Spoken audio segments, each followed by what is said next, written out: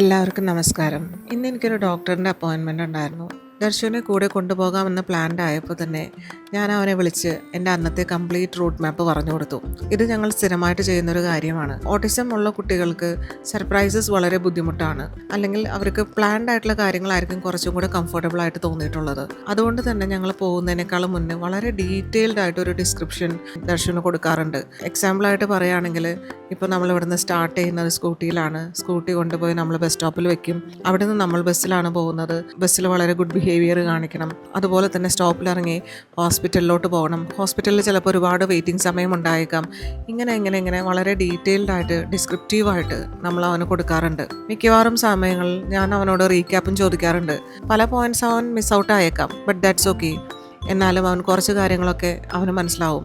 അവന് കംപ്ലീറ്റ് ആയിട്ട് ഒരു അൺപ്ലാൻ സ്ട്രക്ചർ വരുമ്പോൾ അവൻ പെട്ടെന്ന് ഓവർവെൽംഡ് ആയിട്ട് ഫീൽ ചെയ്യാറുണ്ട്. അത് ഒഴിവാക്കാനാണ് ഞങ്ങളിങ്ങനെ ചെയ്യുന്നത്. ഇത് വളരെയധികം വർക്കൗട്ട് ആയിട്ടുള്ള ഒരു സ്ട്രാറ്റജിയാണ് ഞങ്ങൾക്ക്. മുന്നൊക്കെ ദർശുവിനെ പുറത്തു കൊണ്ടുപോകുമ്പോൾ ഇതുപോലുള്ള ടെക്നിക്സ് ഒന്നും നമുക്ക് അറിയാമായിരുന്നില്ല. നമ്മൾ വളരെ കാഷ്വലായിട്ട് സാധാരണ കുട്ടീനെ കൊണ്ടുപോകുന്ന പോലെ കൊണ്ടുപോകും. പക്ഷേ കുറച്ച് സമയത്തുമ്പോൾ അവൻ വാശി പിടിക്കാനായിട്ട് തുടങ്ങും. എന്നാൽ ഈ ഒരു സ്ട്രാറ്റജി നമുക്ക് വളരെയധികം ഹെൽപ്ഫുൾ ആയിട്ടാണ് തോന്നിയിട്ടുള്ളത്. നെക്സ്റ്റ് വരുന്ന ഓരോ പോയിന്റുകളെക്കുറിച്ചും അവർക്ക് കൃത്യമായിട്ടുള്ള ധാരണകളുണ്ട്. ഇന്ന് വേറൊരു ടെൻഷൻ കൂടി ഉണ്ട്. കാരണം ദർശുവിന് ഷർട്ടാണ് ഇടുന്നത്. സാധാരണ അവൻ എപ്പോഴും ടീഷർട്ട്സാണ് യൂസ് ചെയ്യാറ്. ഇത്തവണ ഞാൻ പുതിയതായിട്ടൊരു ഷർട്ട് വാങ്ങിച്ചു കൊടുത്തിട്ടുണ്ട്. ഈ കുട്ടികൾക്ക് ഡ്രസ്സിലും ഒക്കെ വളരെ സെൻസിറ്റീവ് ആയിട്ടുള്ള കാര്യങ്ങളാണ്. ഈ ഡ്രസ്സിന് കോളേഴ്സ് ഉണ്ട്, ലോങ് സ്ലീവ്സ് ആണ്. ഈ ഒരു മെറ്റീരിയലും അവൻ അത്ര ഫെമിലിയർ അല്ല.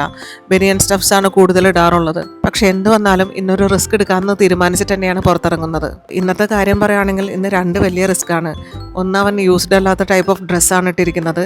രണ്ടാമത്തത്, ഇന്നൊരു ലോങ് റൂട്ട് മാപ്പാണ് എന്നെ സംബന്ധിച്ച്. ഒരുപാട് വെയിറ്റിംഗ് ആവശ്യമായിട്ടുള്ള സ്ഥലങ്ങളിലോട്ടാണ് പോകുന്നത്.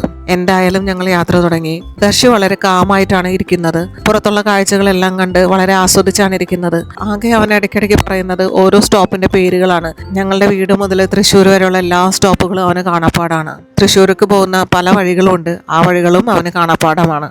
ഹോസ്പിറ്റലിൻ്റെ അടുത്ത് എത്താറായപ്പോൾ എനിക്ക് ചെറിയൊരു കൺഫ്യൂഷനായി. ഞാൻ ദർശുവിനോട് ചോദിച്ചു, ഇവിടെയാണോ ഇറങ്ങേണ്ടത്? അവൻ പറഞ്ഞു, ഇവിടെ അല്ലമ്മേ, അടുത്ത സ്റ്റോപ്പാണ്. അത് വളരെ കൃത്യവുമായിരുന്നു. അവൻ്റെ സ്ഥലങ്ങളോടുള്ളൊരു അഭിനിവേശം അത് പറയേണ്ടത് തന്നെയാണ്. എന്തുകൊണ്ടാണ് അവൻ ഇത്രയ്ക്കും ആവേശമെന്ന് എനിക്കറിയില്ല. എല്ലാ റൂട്ടുകളും എല്ലാ സ്ഥലങ്ങളും വളരെ കൃത്യമാണ് അവൻ്റെ മെമ്മറിയിൽ. എന്തായാലും ഞങ്ങൾ സ്റ്റോപ്പിലെത്തി. ഞങ്ങൾ ഇറങ്ങി. റിസപ്ഷനിലെ എല്ലാ പരിപാടികളും കഴിഞ്ഞ് ഡോക്ടറിൻ്റെ ക്യാബിൻ്റെ മുന്നിൽ വെയിറ്റ് ചെയ്യായിരുന്നു. പക്ഷേ ആ സമയത്ത് കുറച്ച് റെസ്റ്റ്ലെസ് ആയെങ്കിൽ കൂടി ഞാൻ അവന് വീട്ടിൽ നിന്ന് ഓഫർ ചെയ്തിരുന്ന മസാല ദോശയെക്കുറിച്ച് ഓർമ്മിപ്പിച്ചു. ഇത്തരം സന്ദർഭങ്ങളിൽ ഇങ്ങനെയുള്ള ഓർമ്മപ്പെടുത്തലുകൾ അവരെ ഒരുപാട് കാം ഡൗൺ ചെയ്യുന്നതായിട്ട് എനിക്ക് തോന്നിയിട്ടുണ്ട്. ദർശുവിന് ഏറ്റവും ഇഷ്ടം മസാല ദോശയാണ്. അതുകൊണ്ട് തന്നെ ഞാൻ മസാല ദോശയാണ് അവന് ഓഫർ ചെയ്തിട്ടുണ്ടായിരുന്നത്. ഡോക്ടറിൻ്റെ ക്യാബിനിലേക്ക് കയറാറായപ്പോൾ എനിക്ക് കുറച്ച് ടെൻഷൻ ഉണ്ടായി. കാരണം എന്നെ ചെക്കപ്പിനെങ്ങാനും കയറ്റുവാണെങ്കിൽ അവൻ എന്ത് ചെയ്യും, അവൻ എങ്ങനെയായിരിക്കും ബിഹേവ് ചെയ്യാന്നൊക്കെ. പക്ഷേ ഭാഗ്യവശാൽ അതിൻ്റെ ഒന്നും ആവശ്യം വന്നില്ല. ഡോക്ടർ ദർശുവിനെ മുന്നൊരിക്കൽ കണ്ടിട്ടുണ്ട്. അതുകൊണ്ട് തന്നെ അവനോട് വിശേഷങ്ങൾ ചോദിക്കുന്നുണ്ടായിരുന്നു. ഞാൻ ആ കോൺവേഴ്സേഷനിൽ ഇടപെടാനേ പോയില്ല. ദൂരെ നിന്ന് അവൻ ഒബ്സർവ് ചെയ്യുക മാത്രം ചെയ്തു. കാരണം അവൻ എങ്ങനെയാണ് റെസ്പോണ്ട് ചെയ്യുന്നത്, അവൻ ലിസൺ ചെയ്യുന്നുണ്ടോ, ചോദ്യങ്ങൾക്ക് കൃത്യമായിട്ടുള്ള മറുപടിയാണോ നൽകുന്നത്, ഇതൊക്കെ എനിക്ക് അറിയണമെന്ന് ഭയങ്കരമായ ക്യൂരിയോസിറ്റി ഉണ്ടായിരുന്നു. അവൻ സ്റ്റെതസ്കോപ്പിനെ കുറിച്ച് ചോദിക്കുകയും അതുപോലെ തന്നെ ഡോക്ടറിന് പാട്ടുപാടി കൊടുക്കുന്നതും ഞാൻ കണ്ടു. ഒപ്പം അവൻ്റെ യൂട്യൂബ് വിശേഷങ്ങളും പങ്കുവെക്കുന്നുണ്ടായിരുന്നു. എന്തായാലും ഡോക്ടേഴ്സ് ചാനൽ സബ്സ്ക്രൈബ് ചെയ്യാൻ ഏറ്റിട്ടുണ്ട് അവനോട്. അതിനുശേഷം ഞങ്ങൾ അടുത്തുള്ള ഫാർമസിയിൽ പോയി മരുന്ന് വാങ്ങിച്ചു.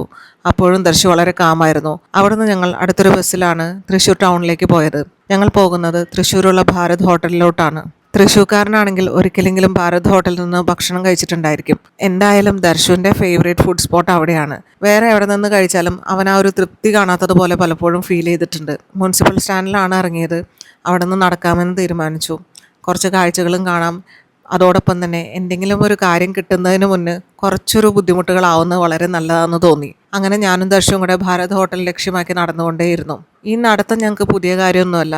ദർശു വളരെ ചെറുതായിരുന്നപ്പോൾ തന്നെ ഡയഗ്നോസിസിനെല്ലാം മുന്നേ തന്നെ ദർശുവിനെ എങ്ങനെ ഹാൻഡിൽ ചെയ്യണമെന്ന് അറിയാതിരിക്കുന്ന സമയത്ത്, അവനായിട്ട് യാതൊരുവിധ കണക്ഷൻസും ചെയ്യാൻ പറ്റാതിരുന്ന കാലത്ത്, അവൻ എന്ത് ചെയ്യണമെന്ന് അറിയാതിരുന്ന കാലത്ത് ഞാനും ദർശു ഇങ്ങനെ ഒരുപാട് നടക്കാറുണ്ടായിരുന്നു. അന്ന് ഞങ്ങൾ ദുബായിലായിരുന്നു.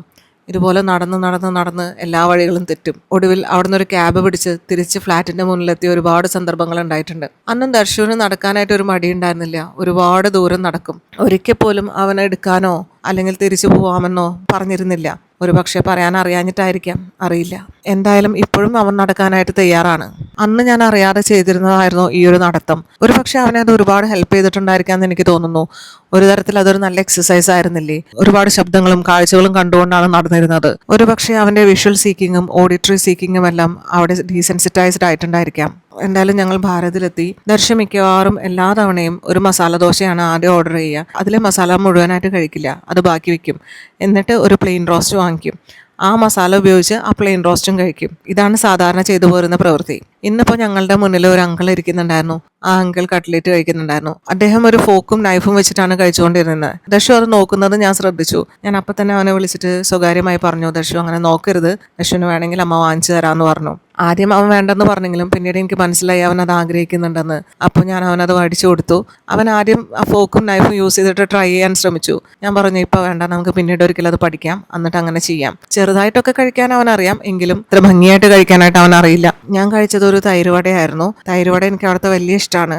ഭയങ്കര സൂത്തിങ് ആൻഡ് കൂളിംഗ് എഫക്റ്റാണ് അത് തരുന്നത്. അങ്ങനെ ഞങ്ങൾ ഭക്ഷണമൊക്കെ കഴിച്ച് ഞങ്ങൾ അവിടെ നിന്ന് ഇറങ്ങി. അവിടെ നിന്ന് ഇറങ്ങിയപ്പോഴും ഞാൻ കരുതി നടക്കാം, കുറച്ച് ദൂരമുണ്ട് ശക്തൻ സ്റ്റാൻഡിലോട്ട്, എങ്കിലും സാരമില്ല, പതുക്കനെ നടക്കാമെന്ന് തീരുമാനിച്ചു. ദർശ ഒട്ടും ഹെസിറ്റേറ്റ് ചെയ്തില്ല. ഞങ്ങൾ നടന്നു. ഒടുവിൽ ആകാശപാതയിലൂടെയും കയറി. അങ്ങനെ ചുറ്റിത്തിരിഞ്ഞ് ഞങ്ങൾ സ്റ്റാൻഡിലെത്തി. അടുത്ത ബസ്സിൽ കയറി വേഗം തന്നെ തിരിച്ച് വീട്ടിലോട്ട് വന്നു.